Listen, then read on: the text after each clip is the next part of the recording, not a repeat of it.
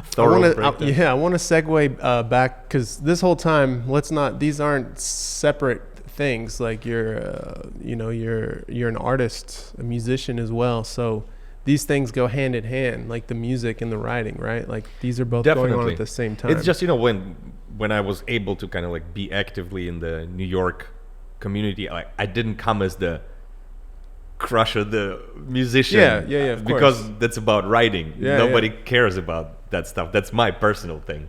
But that's what I've been like doing. Like the music is fundamental. Music is the first push. And also, it definitely started like cross-influencing each other after writing so many years. Yeah, because then the writing's in your life, and you tend to write about things in your life, right? Yeah, and just, I feel like that also why the track bikes developed such an, I developed such an interest or like liking for track bikes because of this constant motion. And it reminded me of a steady groove in music, and I could almost like hum while I'm pedaling, and that's why it felt like and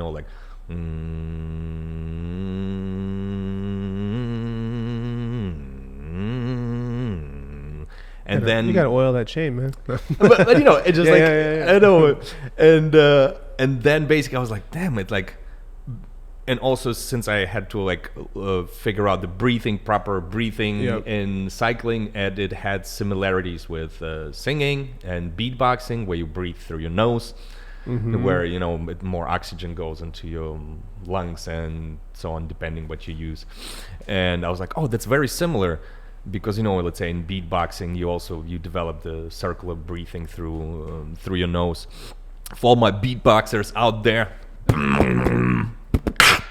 And those like moments on a bike where I felt like I could hum it, it felt like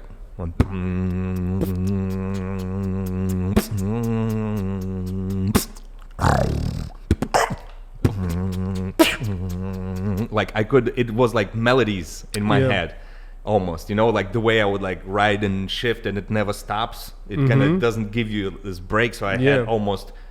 First, I remember writing it. It was like cramped a little bit because I was like paying attention to all those things, and when I felt this momentum of breathing similar to singing and beatboxing, it felt like I could dance to it somewhat. I see. Like I'm doing it, let's say, on stage with my band, for example, where I feel the music, and here this music would be this like bike flow.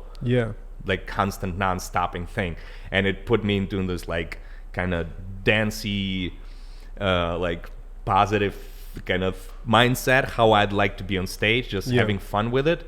And then it kind of something switched additionally, where it felt like I was like, oh, I can, it feels like it's coming more out of me. And then I remembered all those references from, I believe somebody at Trackstar told me that you're not riding the bike, you are the bike. And it felt like the bike started like growing out of me, like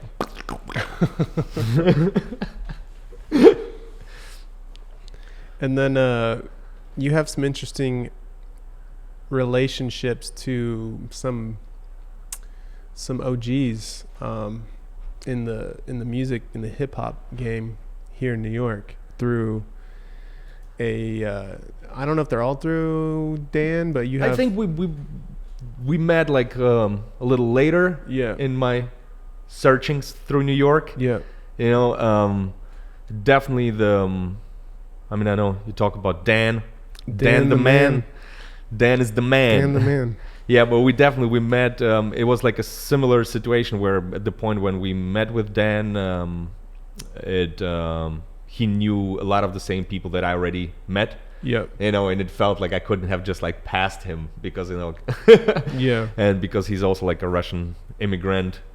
But in terms of music, definitely like a first heavy push is for my hip hop heads. You might know DJ PF Cutting. When the East is in the house, oh my God, danger! And East New York, Brooklyn. He definitely helped a lot, and we used to like like imagine me also being this Russian kid, and it's 2003, 2004, and I'm in the basement of 3G's barber shop on Jamaica Ave at PF Cutting Studio, and it was just like so bam out of space, and there'll be like Jizza playing chess and like Master Killer like what? Yeah, like just like recording as well, and you know, and I remember this moment. I was recording PF, it was like basically on the boards there, and I'm in the booth, and I remember this moment. Master Killer opens the door. He's like, "I'm going to the bodega. You want anything?" You know, I just met him before going into the booth. He's like, "You want water?" I was like, "Yeah, sure."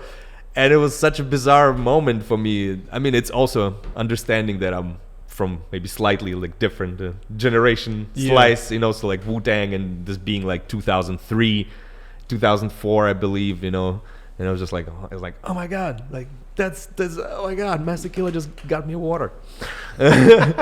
So yeah, PF Cutting, all my Puerto Ricans, T Weapons, all my East New York Puerto Ricans, you know, this was my like first hang in New York on the hip hop thing, where you know, like I was beatboxing with like a bunch of homies, and meeting just like other people through, again, like open mics. It's you know, it's similar to cycling, how this culture exists on a cycling level, and the music and hip hop thing. Little families, little collectives of people with similar interests. And after so many years doing both, like this kind of like New York thing started like merging, at least like for me personally, where I run into people who are, let's say, like super deep into biking, but then I cross with somebody who I know from like music or something. They're there. And then somebody from crossover, they're just like you. Somebody from like skating circles and like and so on. And that's also the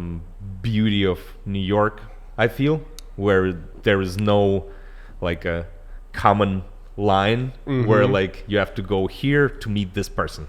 You're like, you can meet anybody anywhere. Yeah, you know. So it's definitely awesome. On the screen right now, if you guys are still oh yeah, if you're that's one watching of the videos, and not listening, that's one of the videos Dan the man did when the first GoPro came out. Like, I shit y'all not, we were the first one to do a music video on a GoPro. That's when it came out. And yeah, we got here my homie Taji Amin rocking. Once the reviews, vice. My homie Leo Gutman, who is fucking smooth as hell, and Black Dave. What up, Black Dave?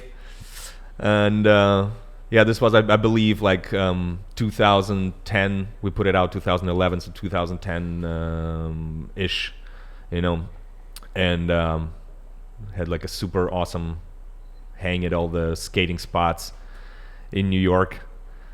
So yeah, definitely the skating community was like super supportive as well. I have like mad homies who are just, you know, on, you know, like sharing certain things, you know. And all you need is love. That's what exists in New York. I gotta be honest, you know. So that like that thing where like people sometimes sharing where they don't have to, but something like, you know, happens. You know, this video is rad because it's, you know, it's all stop motion. The Crusher slaps, they're so good. Also, this in the Apple Store. Apple Store, yeah. Dan had a super idea to basically, because you see my face only on phones and on the screens. Yeah. Go ahead.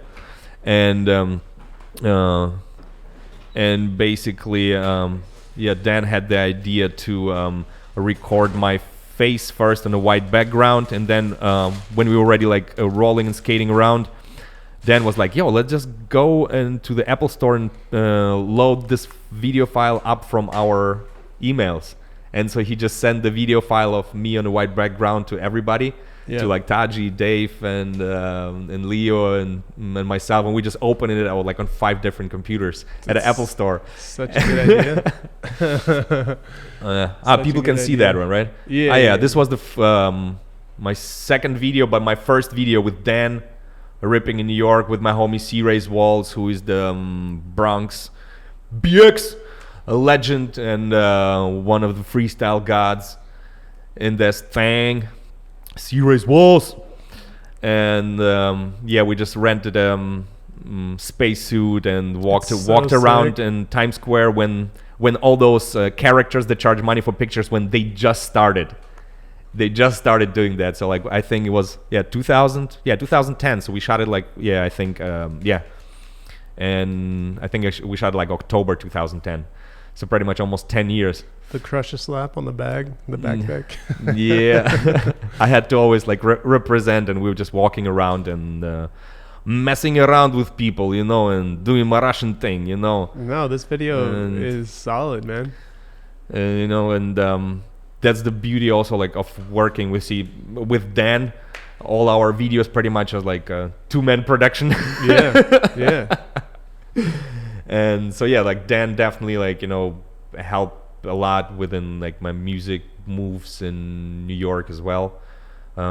Just, you know, by we find something while we work on like videos, and we able to transfer certain ideas. Yeah. And we have, by the way, a video coming with you soon. Oh, we do have a video. Put the pressure on, 'cause I've been sitting on it for a while. We have a music video coming with Terry. Yeah. Sometime soon. 2000. What are we saying? On a Thursday. On a Thursday of something. We're saying 2020, I think. Don't hold your breath. No, 2020. Yeah, coming. Definitely. So we bring to a close the story of rigid control through the unceasing research and the highest quality.